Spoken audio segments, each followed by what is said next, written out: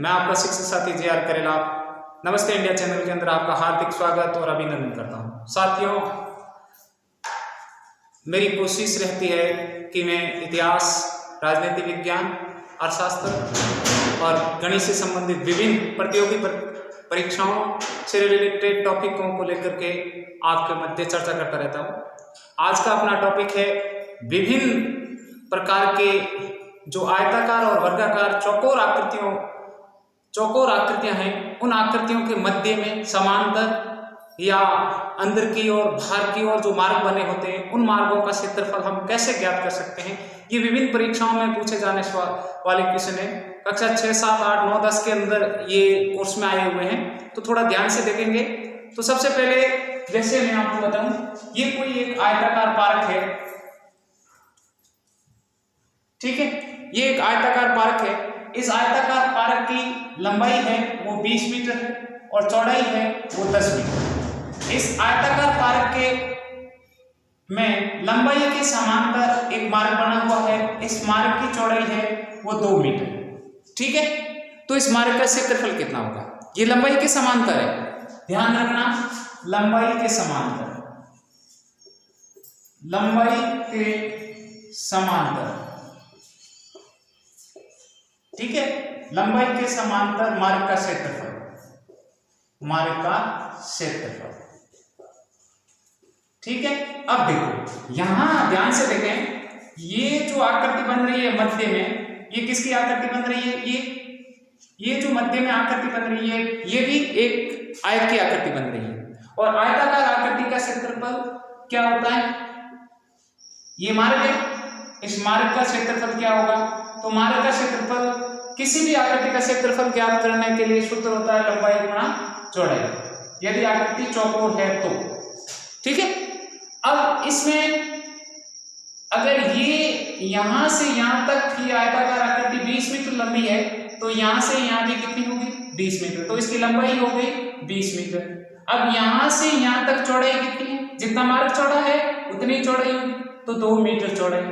तो 20 को 2 से किया, 20 दूनी 40, मीटर को मीटर से किया, मीटर स्क्वायर या वर्ग मीटर, ठीक है। ये तो हो गया लंबाई के समांतर मार्ग का क्षेत्रफल। ऐसे ही ऐसे चौड़ाई के समांतर, चौड़ाई के समांतर मार्ग का क्षेत्रफल, चौड़ाई के समांतर मार्ग का क्षेत्रफल, ये आपकी कोई आयताकार आकृति है। इस आयताकार आकृति में 40 मीटर इसकी लंबाई और 30 मीटर इसकी चौड़ाई, और कहे चौड़ाई के समांतर मध्य में एक 2 मीटर 5 मीटर चौड़ा एक मार्ग बना हुआ है, तो उस मार्ग का क्षेत्रफल ज्ञात कीजिए, ठीक है। तो ध्यान रखें दोस्तों, यहां भी आकृति किसकी बन रही है? आयत की बन रही है। इस आयत की आकृति में अब लंबाई ये यहां से यहां तक हो गई इसकी, तो ये यहां से यहां तक कितना लंबा है? 30 है, तो इसकी लंबाई हो गई 30 मीटर और इसकी चौड़ाई यहां से यहां तक कितना है? 5 मीटर। तो इसकी चौड़ाई हो गई 5, 5 किया 15 और एक 0 लगा दिया, 150 मीटर को मीटर से किया मीटर स्क्वायर, ठीक है। ये लगाना मत भूलें, क्षेत्रफल की इकाई होती है ना वर्ग, या इसको मीटर स्क्वायर करो या वर्ग करो, ठीक है। तो लंबाई और चौड़ाई के समांतर हो तो इस प्रकार हम क्षेत्रफल ज्ञात करते हैं, ठीक है। अब आता है तीसरे प्रकार का सबसे महत्वपूर्ण वीआईपी प्रश्न है आपका, जैसे मध्य में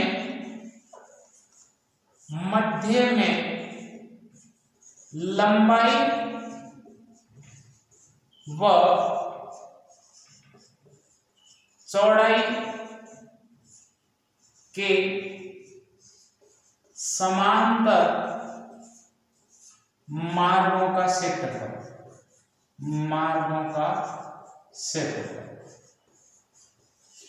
ठीक है। जैसे प्रश्न है, ये एक आपका आयताकार बगीचा है, ठीक है। ये एक आपका आयताकार बगीचा है। इस आयताकार बगीचे की लंबाई है वो 90 मीटर, चौड़ाई है वो 70 मीटर। कह रहा है लंबाई के समांतर एक मार्ग बना हुआ है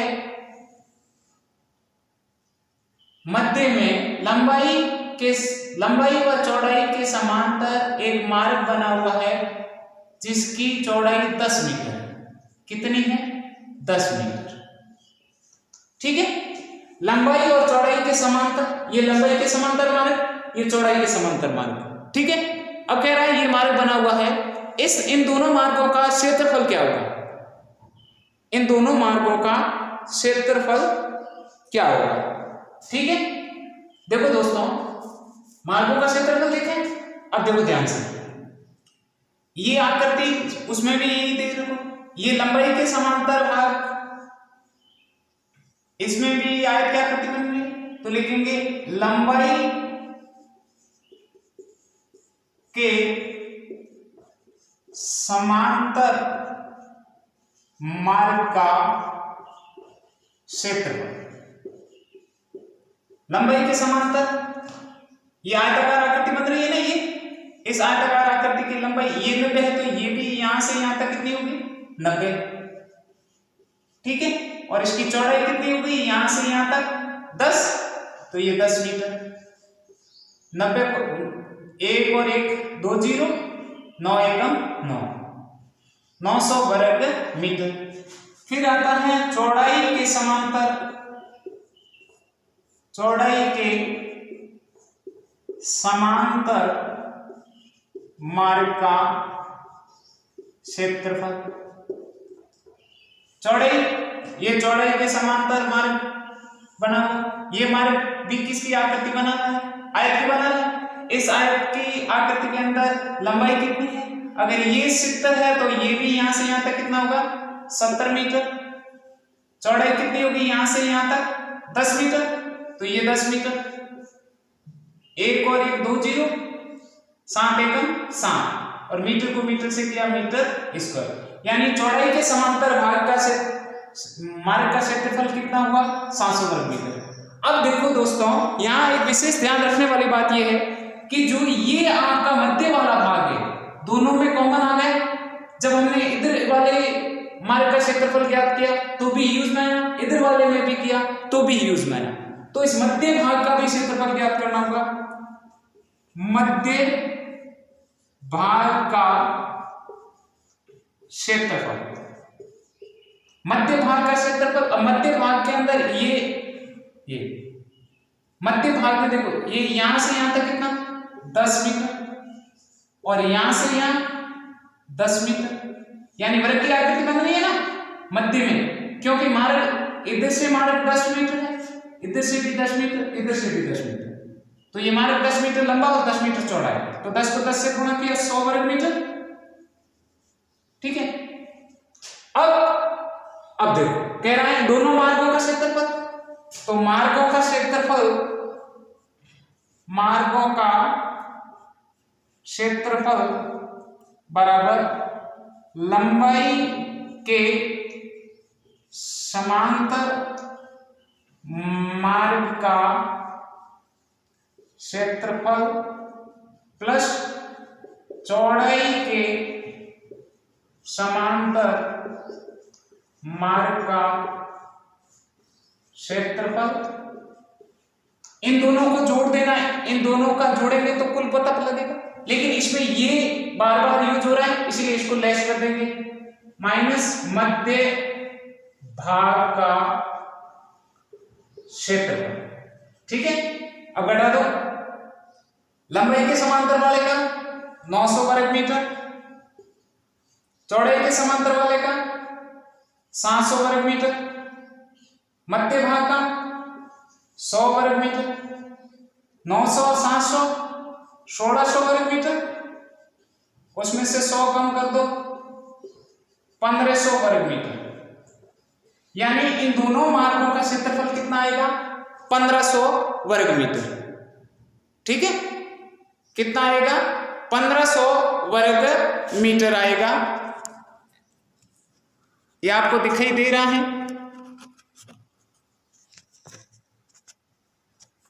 दिख रहा है ना?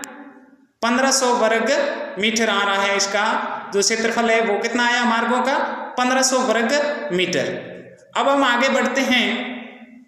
अब देखो, यदि ये ना कह करके इस प्रश्न में कहे ये जो आपका खाली भाग है इसका तो सबसे पहले क्या ध्यान रखना है, हमें कुल पार्क का क्षेत्रफल ज्ञात करना है, यानी शेष भाग का क्षेत्रफल, शेष भाग का क्षेत्रफल बराबर शेष भाग का क्षेत्रफल में कैसे होगा, पार्क का क्षेत्रफल में से मार्ग का क्षेत्रफल कम कर दो। ठीक है, अब आपका पार्क का क्षेत्रफल कितना है, पार्क है 90 मीटर लंबा और 70 मीटर चौड़ा। ठीक है, 9 7 6300 और इसका मार्गों का क्षेत्रफल है 1500 मीटर। ठीक है, तो 1500 कम कर दो इसमें से, 10 में से 5 गए, सॉरी 0 में से 0 गए पीछे बचा 0, 0 में से 0 गए पीछे बचा 0, 3 में से 5 जाता नहीं, 13 में से 5 गए पीछे बचे 8, यहां बच गए 5, 5 में से 1 गए पीछे बचा 4। ठीक है, 4800 वर्ग मीटर, यानी ये जो खाली भाग है इसका क्षेत्रफल आया 4800 वर्ग मीटर। लेकिन अगर दोस्तों आप कंपटीशन एग्जाम दे रहे हैं तो उसके लिए एक शॉर्ट ट्रिक बताता हूं मैं आपको। अगर आपको मार्ग का क्षेत्रफल ज्ञात करना हो, यहां देखें, यहां दिखाई दे रहा है ना सबको, यहां अगर आपको इतनी झंझट में नहीं पड़ना है, अगर आपको मार्गों का क्षेत्रफल ज्ञात करना है तो करना क्या है, अगर लंबाई और चौड़ाई के समांतर मार्ग दिए हुए हो तो उस समय क्या करना है, a कोष्टक l plus b minus a का मतलब है रास्ते की चौड़ाई, अपना रास्ता कितना है 10 मीटर, लंबाई कितनी थी 90 मीटर, चौड़ाई कितनी थी 70 माइनस 10 मीटर। ठीक है, 10 का 10, 9 7 16,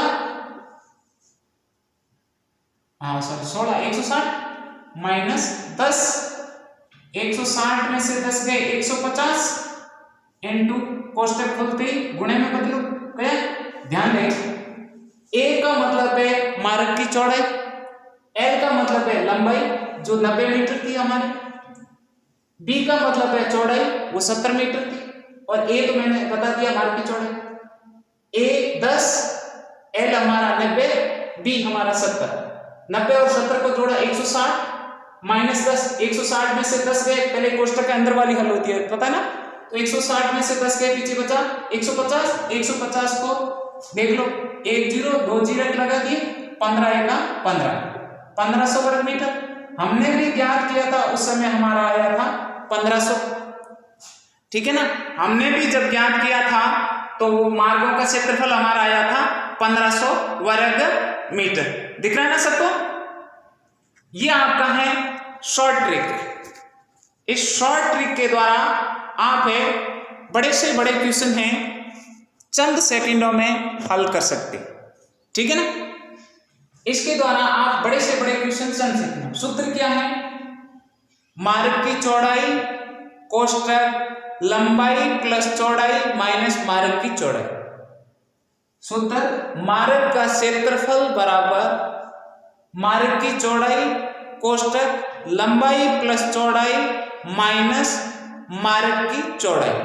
ये तो हुआ आपका मार्गों का, अगर लंबाई और चौड़ाई के समांतर मार्ग दिए हुए हो तो ये सूत्र यूज करना, चाहे आकृति आयताकार हो चाहे वर्गाकार, कोई इफेक्ट नहीं पड़ेगा। किंतु दूसरा तरीका, अगर आपका मान लो आपको शेष भाग का क्षेत्रफल ज्ञात करना है, शेष भाग का क्षेत्रफल ज्ञात करने के लिए क्या करना है आपको, शेष भाग का क्षेत्रफल ज्ञात करने के लिए तरीका क्या है, उसमें आपको L माइनस ए और B माइनस ए, मतलब L हमारा क्या था 90, A हमारा क्या था 10, ठीक है, B हमारा क्या था 70, A हमारा क्या था 10 मीटर, लंबाई हमारी 10, चौड़ाई हमारी 70, 90 में से 10 गए पीछे बचे 80, ठीक है, और 70 में से 10 गए पीछे बचे 60, ठीक है। कोष्टक खुले तो 80 और 60 का मल्टीपल हो गया, गुणा हो गया, 1 और 1 2 0, 8 छक्के 48, हुआ ना आसान। ये हमारा शेष भाग का कितनी मात्रा बची करनी, पहले पूरे का करो, फिर मार्गों का क्षेत्रफल ज्ञात करो, फिर हटाओ, सीधा सा सिंपल सा है। अगर आपको लंबाई और चौड़ाई के समांतर, चाहे आप ध्यान रखना दोस्तों, आकृति चाहे आयताकार हो या वर्गाकार हो, उसमें यदि लंबाई और चौड़ाई के समांतर मार्गों का क्षेत्रफल दिया हुआ, लंबाई और चौड़ाई मार्ग बने हुए हैं, उसमें यदि मार्ग का क्षेत्रफल ज्ञात करना है तो आपका सूत्र है a कोष्टक l plus b minus a, ठीक है। अगर शेष भाग का है तो l माइनस a और b माइनस a, बहुत आसान है। ये कंपटीशन एग्जाम वालों के लिए बहुत ही महत्वपूर्ण चीजें हैं और उसके द्वारा आप स्कूली बच्चे भी इस प्रकार से हल कर सकते हैं, बहुत ही आसान है आप इसके द्वारा। अब ये तो हुआ ये, और आया समझ में सबके। अब आते हैं अगले तरीके पे, अगले मार्ग पे। जैसे मान लो ये आपकी कोई आयताकार आकृति बनी हुई है, ठीक है। इस आयताकार आकृति की लंबाई है वो 60 मीटर है, ठीक है। चौड़ाई है वो 30 मीटर है, ठीक है। इसके बाहर की साइड में मैं अंदर लिख लेता हूं इसके, ये 60 मीटर और ये 30 मीटर। इसके बाहर की साइड में, बाहर की साइड में एक रास्ता बना हुआ है, ठीक है। ये रास्ता आपका 10 मीटर, ध्यान से देखें, ये आपका 10 मीटर। क्या कहा, एक आयताकार खेत है, उस खेत की लंबाई 60 मीटर, चौड़ाई 30 मीटर। उस खेत के चारों ओर बाहर की तरफ 10 मीटर चौड़ा रास्ता बना हुआ है, तो उस रास्ते का क्षेत्रफल क्या होगा, ठीक है। अब देखो, ध्यान से देखें, यहां देखो, यह आपकी लंबाई थी, 10 यहां बढ़ी और 10 यहां बढ़ी, तो कितनी बढ़ गई, 10 इधर बढ़ी और 10 इधर बढ़ी, तो कुल कितनी बढ़ गई, 20 बढ़ी। पहले हमारी लंबाई कितनी थी, 60, फिर 10 एक तरफ बढ़ी और 10 दूसरी तरफ बढ़ी, तो कुल कितनी बढ़ गई, 20 बढ़ गई। तो 60 और 20 जोड़ दिए कितने हो गए, 80। यानी अब हमारी लंबाई कितनी है, 80। अगर हम चौड़ाई की बात करें तो चौड़ाई पहले कितनी है, 30 मीटर, 10 इधर बढ़ी और 10 इधर बढ़ी, 10 इधर बढ़ी और 10 इधर बढ़ गई, यानी कुल कितनी बढ़ गई, 20 बढ़ी। यानी 30 तो पहले थी, 20 और बढ़ गई, कुल कितनी हो गई, 50, ठीक है। अब ये आपकी, ये हो गया 80 मीटर लंबाई और ये चौड़ाई हो गई आपकी 50 मीटर, ठीक है। 8 को 5 से किया, 8 to 5 40, 2 0 लगा दिया, 4000 वर्ग मीटर। ये बाहर वाले का, अंदर वाला 60 मीटर लंबा और 30 मीटर चौड़ा, 6 3 18, 2 0 लगा दिए। अब कहा है मार्ग का, तो इस बाहर वाले आयत में से अंदर वाला आयत घटाएंगे तो शेष यही बचेगा ना, तो घटा दो, 2 0 के 2 0, 10 में से 8 गए पीछे बचे 2, 3 में से 1 गए पीछे बचे 2, 2200 मीटर, ठीक है ना। आ रही समझ में सबके भाई। यदि ध्यान क्या रखना है, इतना सा ध्यान रखना है, यदि कोई भी आयताकार या वर्गाकार आकृति बनी हुई है, अगर उसके बाहर की तरफ रास्ता बना हुआ है तो करना क्या है, लंबाई और चौड़ाई में दोनों तरफ लंबाई और चौड़ाई बढ़ रही है, तो दोनों तरफ जितना रास्ता चौड़ा है, रास्ता जितना चौड़ा है उतना दोनों तरफ, यदि 5 मीटर है तो दोनों, एक तरफ 5 दूसरी तरफ भी 5, कुल 10 हो गए, तो लंबाई में 10 जोड़ दो, चौड़ाई में भी 10 जोड़ दो, ठीक है। अगर बाहर की तरफ है तो आकृति तो बढ़ ही रही है ना, कमरा पहले इतना था अब रास्ता और बना तो बड़ा हुआ ना, तो जुड़ेंगे। अगर बाहर की तरफ रास्ता है तो लंबाई और चौड़ाई में मार्ग की दुगुनी लंबाई चौड़ाई जोड़ दो, ठीक है। अगर अंदर की तरफ है ऐसा ही ऐसा अगर करें, ये आपका एक आयताकार आकृति है, ये 50 मीटर और ये 40 मीटर, ठीक है। इसके अंदर की ओर इसको टच करते हुए एक मार्ग बना हुआ, ये 5 मीटर है, ठीक है।